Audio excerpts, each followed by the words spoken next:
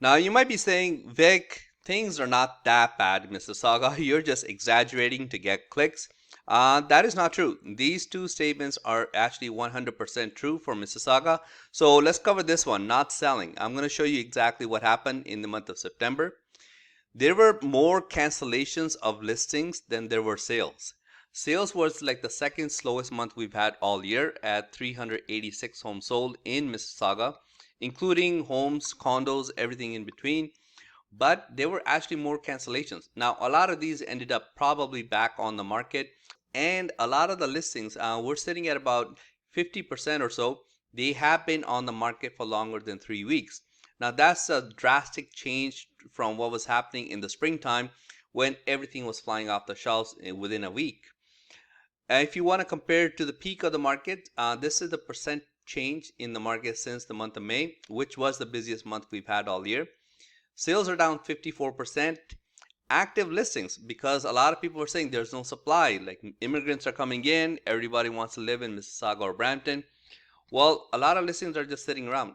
Supply has gone up 67% since the May, and sales have gone down 54%. Detached homes are down 12% and in price, average prices since the beginning of May, and freehold townhomes, same thing, 12% down since the peak of the market. Number of sales are in orange. You can see here it was a lot slower than summertime, which is doesn't make any sense because fall is supposed to be busier. And it was actually even slower than the month of February. It was almost identical. I think it was short two sales. And active listings, this is the highest we've seen in a long, long time. Never mind this year. This year is starting right there. But even if you compare it to last year, active listings are way up. New listings are probably the third highest we've seen. We had a bunch of listings in May and June.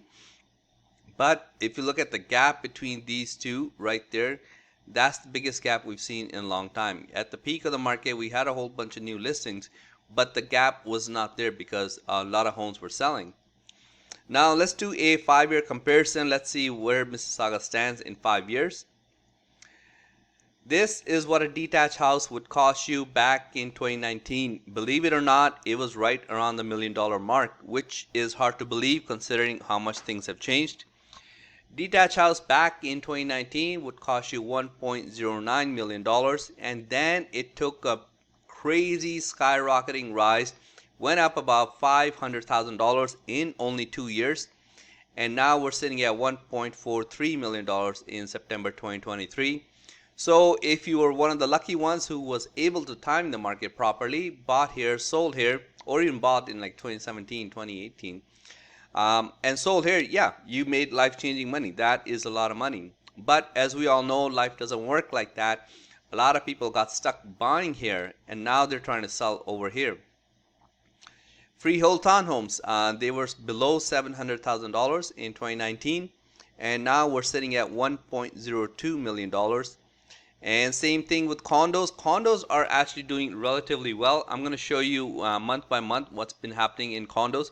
Because condos, I mean, Mississauga is a huge market for condos. So condos always fluctuate within like $50 to $75,000 up and down, up and down. It's nothing crazy like what happens with detached homes.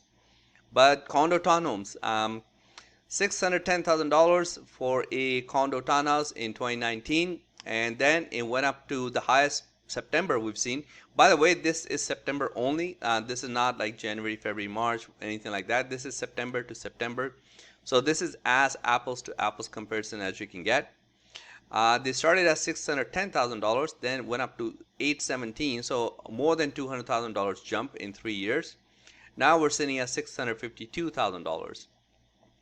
Now, as promised, I want to do a month by month breakdown what's happening with homes.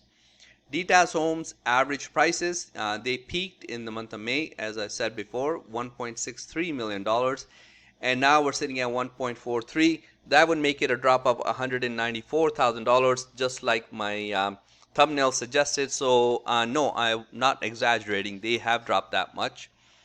And if you look at freehold townhomes, as I showed you before, they're sitting at $1.02 million. But at the peak of the market, which was the month of May, they were selling for 1.16. and it's going to be pretty much the same. The highest month we've seen all year was the month of May. Condo townhomes, they were selling for on average $873,000, and in August, not a big drop like 855, but now in September they're sitting at $796,000. Condos, as I said before, they have not moved much. Like if you go back to the lowest price, which was in February, $612,000, and then the highest price was 655, 635, 636, 676, and now we're sitting at 652. So as I said before, condos are always in demand, especially in Mississauga, and they're somewhat entry level. I know it's not, I wouldn't say they're affordable, but they're at least entry level compared to everything else. So 652 right now for a condo in Mississauga. Hopefully you found this helpful. I will be doing market updates for other cities, so stay tuned for that. If you need help buying or selling, you can call or text me here. I'll see you next time. Thanks. Bye.